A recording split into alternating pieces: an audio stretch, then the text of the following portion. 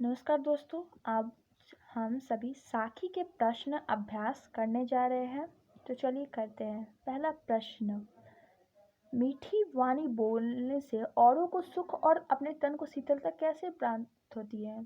उत्तर, मीठी वाणी बोलने से औरों को सुख और अपने तन को शीतलता अहंकार के नष्ट होने से प्राप्त होती है, क्योंकि जब हम मीठी वाणी बोलते हैं तो हमारे अंदर का अहंकार टूट जाता है, जिससे औरों तथा हमें स्वयं शीतलता की प्राप्ति होती है। दूसरा, दीपक दिखाई देने पर अंधियारा कैसे मिट जाता है? साखी के संदर्भ में स्पष्ट कीजिए। दीपक दिखाई देने पर अंधियारा दीपक की रोशनी से मिट जाता है। दीपक की रोशनी अंधेरे में उजाला लाती है, जिससे अंधेरा मिट जाता है। तीसरा, ईश्वर कण कण में व्याप्त है, पर हमें क्यों नहीं दिखाई देते? उत्तर, ईश्वर कण कण में व्याप्त है, पर हमें इसलिए नहीं दिखाई देते क्योंकि हम ईश्वरीय को इधर उधर मंदिर मस्जिद में भटक कर देखते हैं। हमने अपने अज्ञानता के कारण कभी भी ईश्वरीय को अपने अंदर नहीं देखा है, इसीलिए ईश्वर हमें नहीं दिखाई दे पाते। संसार में सुखी व्यक्ति और दुखी व्यक्ति कौन है? यहाँ सोना जागना किसके प्रतीक है और इन प्रयोग यहाँ क्यों किया गया है? संसार में सुखी व्यक्ति मनुष्य है जो इस सांसारिक सुख जीवन को ही सुख अर्थात सत्य मानकर जीते हैं और इसी में आनंद रहते हैं और चैन से खाते तथा सोते हैं। यहाँ सोना अज्ञानता तथा जागना ज्ञानता का प्रतीक है।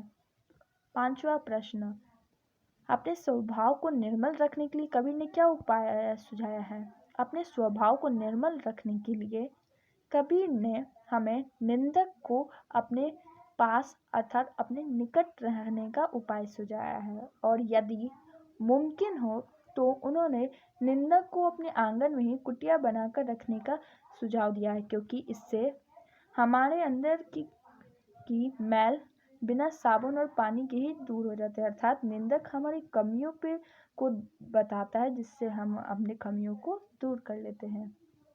एके असीर पीव का पढ़े सुपंडित होई। इस पंक्ति द्वारा कबीर क्या कहना चाहते हैं?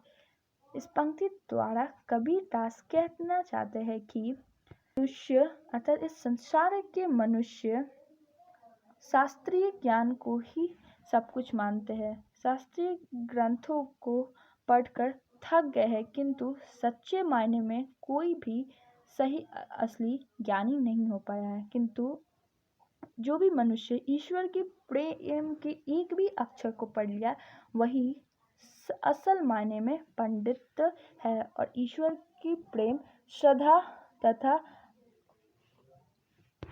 अनुभव प्राप्त किया जाता है।